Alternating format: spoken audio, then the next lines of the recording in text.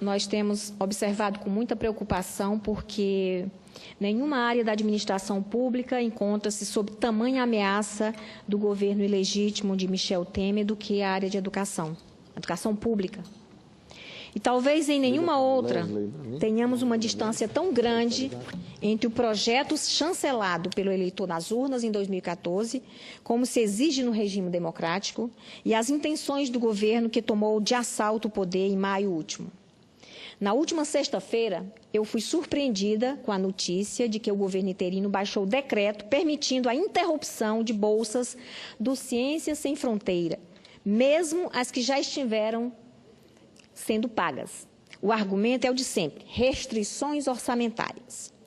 Isso significa que um estudante que, por seus méritos, esteja cursando parte de sua graduação em instituições estrangeiras, pode se ver repentinamente sem recursos para a sua subsistência fora do seu país.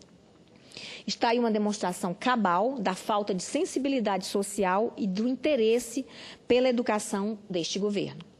Ao que tudo indica, o governo do PMDB acha que a universidade deve voltar a ser um direito de uma pequena elite. Mesmo os adversários do PT terão que reconhecer que nunca em nossa história tivemos ou vivemos um período com tantos investimentos em educação como nos últimos 13 anos. Programas de ampliação das universidades federais, de aumento exponencial do número de vagas do ensino profissionalizante e de financiamento das mensalidades do ensino superior são apenas a face mais visível do que estou afirmando aqui.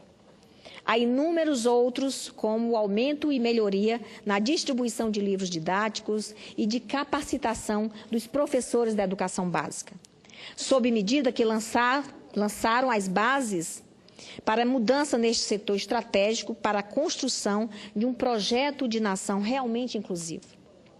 A tendência nos anos Lula foi mantida no governo da presidenta Dilma. A despeito das dificuldades econômicas e orçamentárias, em nenhum momento as políticas educacionais estiveram em risco.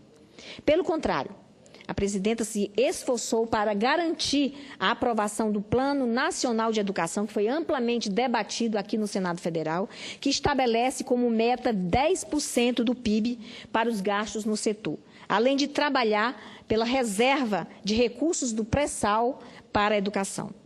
Eu poderia ainda citar os avanços representados pelo Sistema de Seleção Unificado, o SISU, a ampliação do FIES, que garantiu bolsas para mais de 3 milhões de estudantes, e o Pronatec, que já beneficiou cerca de 8 milhões de brasileiros.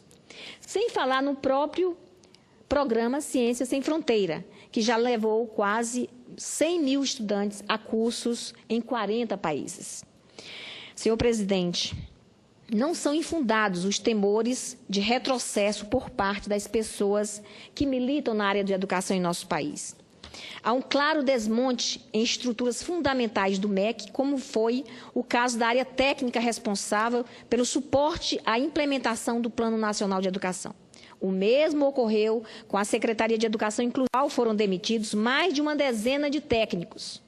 Só para se ter uma noção do impacto dessa medida, esses servidores foram diretamente responsáveis por políticas que permitiram a inclusão de quase 1 milhão de estudantes com algum tipo de deficiência nos últimos anos. Eu espero, sinceramente, ouvir explicações convincentes do ministro interino da Educação, Mendonça Filho, que virá ao Senado esta semana.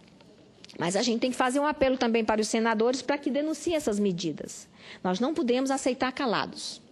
Enquanto o país e esse Congresso Nacional continuarem manifestando preocupações apenas com a obtenção de ajustes fiscais que são conseguidos à custa de políticas sociais inclusivas, jamais teremos qualquer tipo de desenvolvimento realmente sustentáveis. Do mesmo modo que subo a essa tribuna para denunciar os ataques que o setor de educação sofre, também preciso me manifestar com alegria quando obtemos conquistas.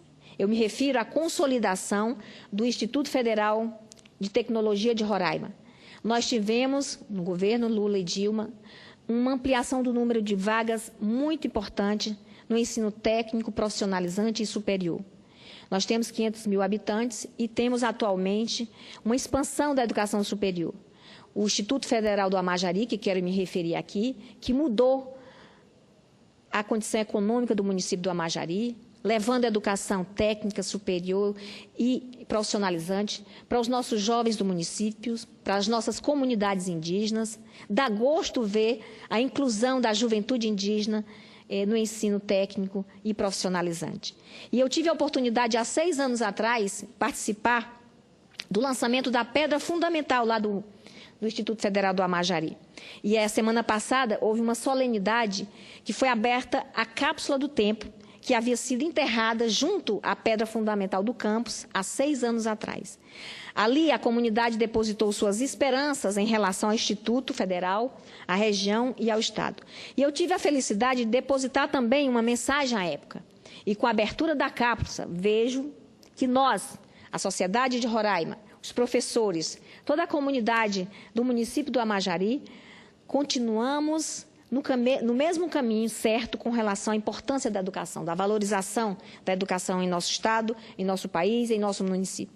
Dizia eu à época, o desenvolvimento econômico e social do Amajari passa pelo Instituto Federal.